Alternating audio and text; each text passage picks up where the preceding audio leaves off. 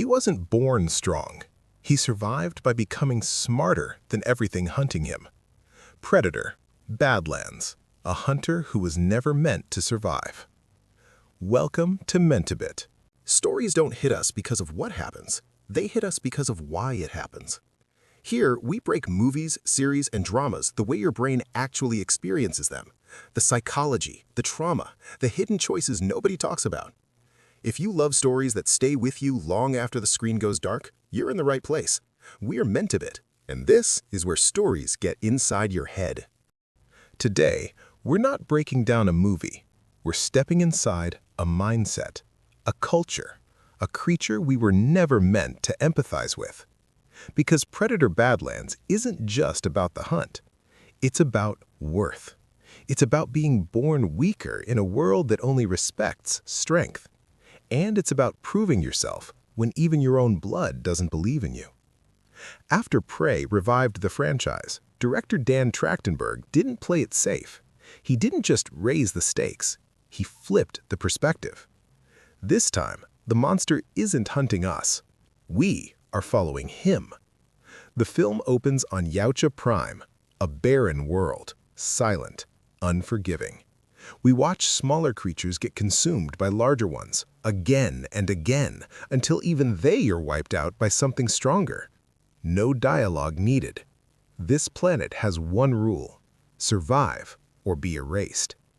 And then we meet Dek, not a legend, not a warrior, a runt. Smaller, lighter, already judged. He moves across the desert on his speeder, passing the skeletons of creatures that once believed they were apex predators too. This isn't just world building, it's foreshadowing. Dek enters the cave, and waiting for him is his brother, Kwai. Stronger, respected, already proven. Their sparring match isn't just physical, it's emotional. Every strike says, "You don't belong." Every block says, "I'm still here." Kwai tells Dek something crucial. Don't lead with rage, because rage is what gets you killed. Dek fights like his father, but he is not his father, and everyone knows it. When Dek is knocked back, when he refuses to yield, when he falls, we realize something important. Dek doesn't fear pain. He fears being forgotten. This scene does something powerful. For the first time in the franchise, we hear predators speak fully, emotionally, in their own language. Not monsters, people. We learn the truth. Dek has never completed a successful hunt. He is not a full member of the clan. In early concepts, Dek was meant to be blind, using enhanced senses. But Trachtenberg made a smarter choice. Being weak hurts more than being blind, because weakness is visible and unforgivable. When Dek sheds his cloak to save himself from falling, it mirrors what's coming later. To survive, he will lose everything: status, weapons, protection, even family. Honor, debt, and a childhood promise. Inside the ship's trophy room, Dek picks up something small, a toy from when they were children. We learn Dek once saved Kwai's life, losing part of his fang in the process. In Yautja culture, that creates a debt. That's why Kwai protects him. Not love, honor. Around them are trophies, creatures from across galaxies, a reminder that worth is measured in kills, not kindness. The choice that changes everything. Dek is given a chance. Choose his prey. Failure means exile. Success means belonging. He scrolls past planets, past safer hunts, until he lands on Genna, the death planet, home of the Kalisk, a creature even their father fears. Dek makes his choice. If I am the weakest, then I will kill the strongest. That moment seals his fate. Their father arrives, larger, decorated in bone and victory. He doesn't greet Dek. He questions why Kwai hasn't killed him yet. Strength without mercy. When Kwai defies him, when he protects Dek, their father does what the culture demands. He kills Kwai, not in rage, in belief. Weakness must be culled. As Kwai dies, he saves Dek one final time, launching him toward the Death Planet, sending him to prove something that was never meant to be proven. Why this opening matters? This opening works because it does something radical. It makes us root for the predator. Dek isn't hunting for sport. He's hunting for permission to exist. Trachtenberg slowly removes the mask, literally and emotionally, so we see vulnerability before power, anger before dominance, fear before legend. And when Dek wakes up alone, crashing toward Genna, we understand the truth. This hunt isn't about trophies. It's about survival in a universe that already decided you don't matter. Something incredible happens when survival forces evolution. The acid hits the ground, slowly burning through metal, flesh, and certainty. And as it melts away, we finally see it. Dek's mask, not forged, not ceremonial, homemade, built from desperation. Razor grass, woven into a whip, bone bison plates shaped into armor, and the acid lizard, now his plasma caster. This isn't just cool design, it's storytelling.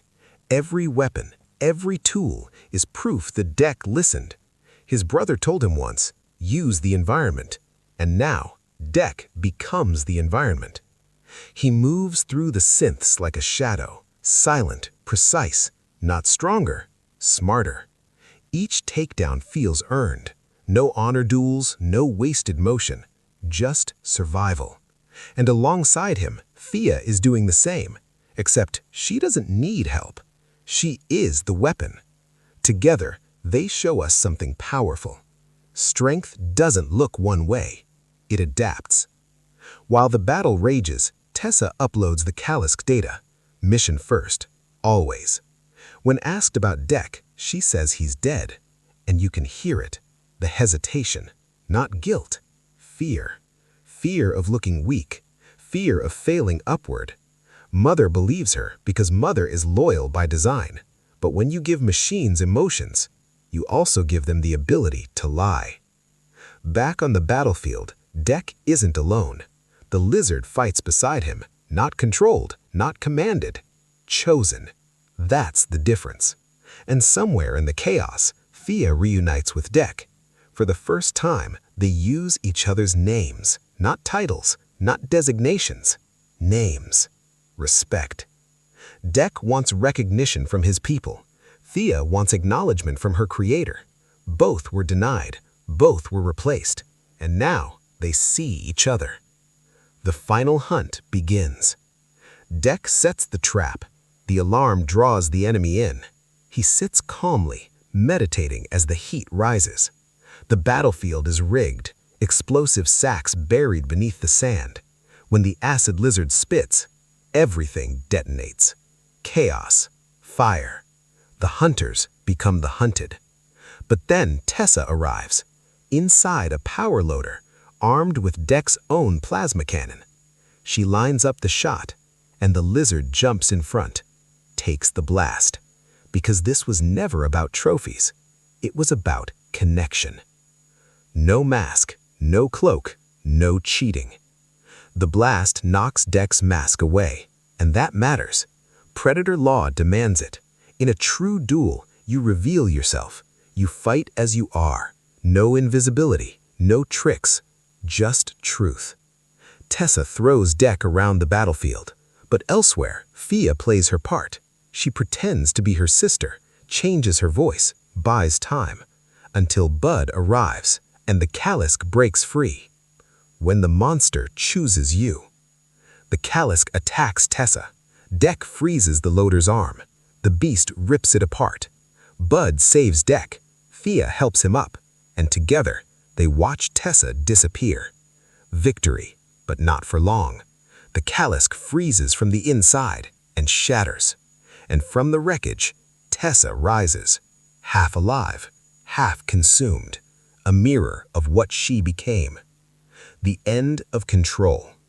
She calls Thea her sister, begging now, too late. Thea rejects it, and Dek ends it with razor grass to the throat. Bud claims the trophy, spine intact, a classic pose. But Dek refuses the title. Not yet. There's one hunt left. Back on Yautja Prime, Dek presents the head. His father laughs, calls him a disgrace, orders his execution. Big mistake. Dek reveals his new blades, razorgrass again. He defeats the guards, faces his father, and this time, he doesn't fight with rage. He fights with understanding. He creates a sandstorm, reveals the cloak, turns his father's own tricks against him, traps him, disarms him, forces him to yield. His father offers him the throne.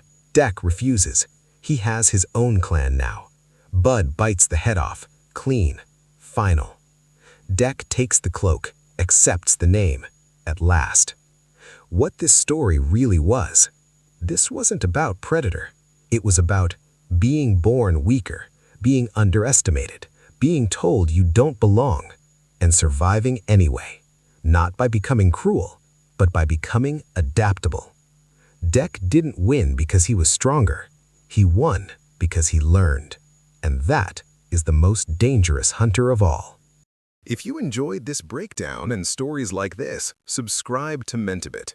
More deep storytelling, more cinematic analysis every week. Thanks for watching, and I'll see you in the next one.